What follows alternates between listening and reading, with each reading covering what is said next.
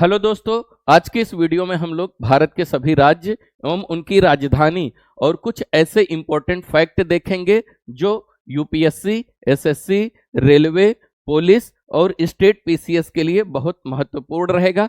तो आइए इस वीडियो को अच्छे से समझते हैं। सबसे पहले हम देखेंगे वर्तमान समय में भारत में कितने राज्य और कितने केंद्र शासित प्रदेश हैं। तो याद रखना, वर्तमान समय में भारत में कुल 28 राज्य यानी 28 स्टेट हैं और 8 केंद्र शासित प्रदेश हैं, 8 यूनियन टेरिटरीज हैं।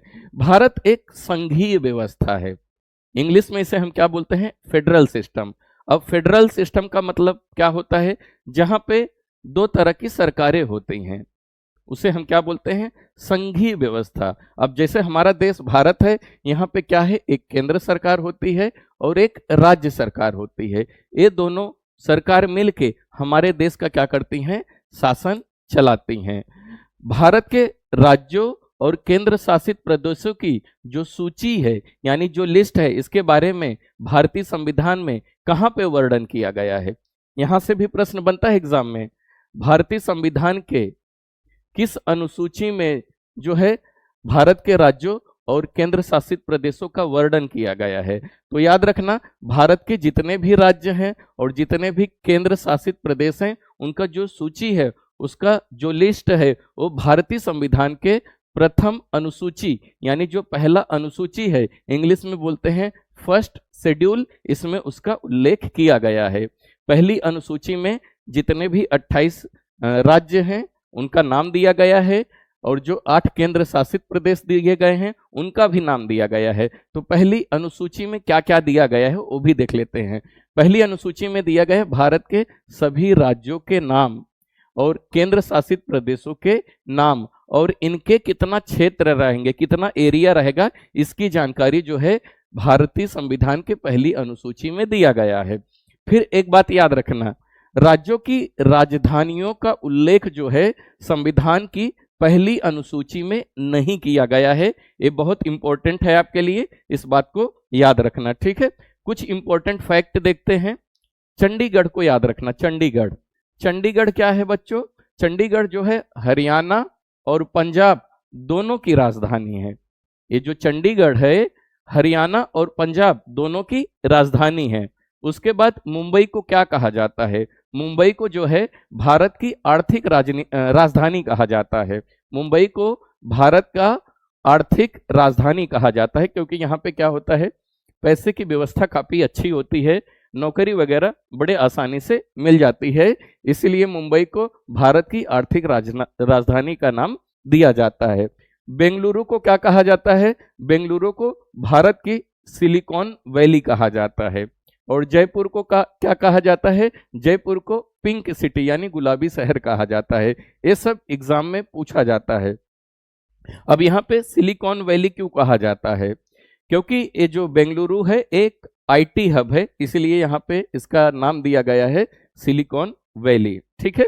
अब जयपुर को गुलाबी शहर क्यों कहा जाता है, आप कमेंट में बताइएगा। कुछ और इंपॉर्टेंट फैक्ट है, यहाँ पे बात किया जाए क्षेत्रफल की दृष्टि से सबसे बड़ा राज्य भारत का कौन सा है, तो याद रखना राजस्थान।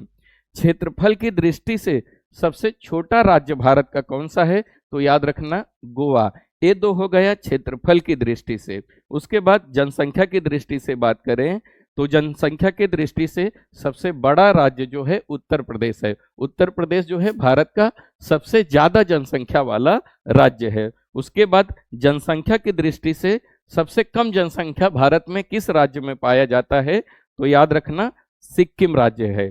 तो ये सब इंपॉर्टेंट फैक्ट है जो परीक्षा के लिए बहुत महत्वपूर्ण है। उसके बाद हम देखेंगे एक प्रश्न, भारतीय संविधान की कौन सी अनुसूची में राज्यों और केंद्र शासित प्रदेशों की सूची प्रदान करती है। तो इस तरह के जो क्वेश्चन है परीक्षा में पूछे जाते हैं, तो इसका जवाब जो रहेगा आप कमेंट में दीजिए, क्योंकि इससे पहले हमने इसको पढ़ लिया है। अब हम लिस्ट देखेंगे। अब हम देखेंगे भारत की जितनी भी राजधानी है ना, भारत की राजधानी कौन सी है और कितने राज्य हैं, उन राज्यों की कौन कौन सी राजधानी है। तो हमारे देश भारत की राजधानी क्या है, नई दिल्ली है। याद रखना, हमारे देश भारत की राजधानी क्या है, नई दिल्ली है। अब हम भारत के राज्यों और उनकी राजधानी को देखेंगे। आंध्र प्रदेश की राजधानी क्या है? अमरावती। अरुणाचल प्रदेश की ईटानगर। असम की दिसपुर। बिहार की पटना। छत्तीसगढ़ की रायपुर। गोवा की पणजी। गुजरात की गांधीनगर। ठीक है, ये सब चीजें याद रखना। अगर आप 4-4, 5-5 एक दिन में याद करोगे तो एक हफ्ते में हो जाएगा। हरियाणा की बात करें तो चंडीगढ़। हिमाचल प्रदेश की बात करें तो शिमला। झारखंड की बात करें तो रांची। कर्नाटक की बात करें बेंगलुरु। केरल की बात करें तो तिरुअनंतपुरम। मध्य प्रदेश की बात करें तो भोपाल। महाराष्ट्र की बात करें तो मुंबई। मणिपुर की बात करें तो इम्फाल। मेघालय की बात करें शिलोंग। मिजोरम की बात करें तो आइजोल। नागालैंड की बात करें कोहिमा। उड़ीसा की बात करें भुवनेश्वर।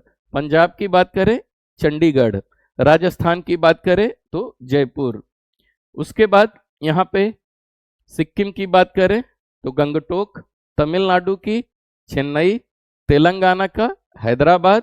त्रिपुरा का अगरतला। उत्तर प्रदेश का लखनऊ। उत्तराखंड का देहरादून। पश्चिम बंगाल का कोलकाता। उसके बाद यहाँ पे हम केंद्र शासित प्रदेशों को देखेंगे।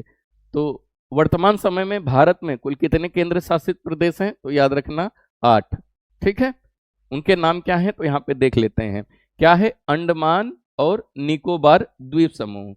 इसका राजधानी की बात किया जाए तो पोर्ट ब्लेयर है। वहीं चंडीगढ़ क्या है? एक यूनियन टेरिटरी है, तो इसका क्या रहेगा? चंडीगढ़ ही रहेगा। उसके बाद दादरा एंड नगर हवेली, दमन और दीव, इसकी बात किया जाए तो दमन है। वहीं पे दिल्ली जो एनसीटी ऑफ दिल्ली है, यानी राष्ट्रीय राजधानी क्षेत्र जिसे कहा जाता है, इससे इसकी कैपिटल क्या रहेगा? न्यू दिल्ली रहेगा। जम्मू और कश्मीर की बात किया जाए तो श्रीनगर। वहीं पे लद्दाख की बात करें तो लेह, और लक्षद्वीप की बात करें तो कवरत्ती। उसके बाद पुडुचेरी की बात करें तो इसका होगा पुडुचेरी। तो ये बहुत इंपॉर्टेंट फैक्ट है, यहाँ से परीक्षा में 1 या 2 क्वेश्चन जरूर पूछे जाते हैं। तो इस टॉपिक को आप अच्छे से सीख लीजिए। इस चैनल को फॉलो करना मत भूलिएगा। वीडियो देखने के लिए धन्यवाद।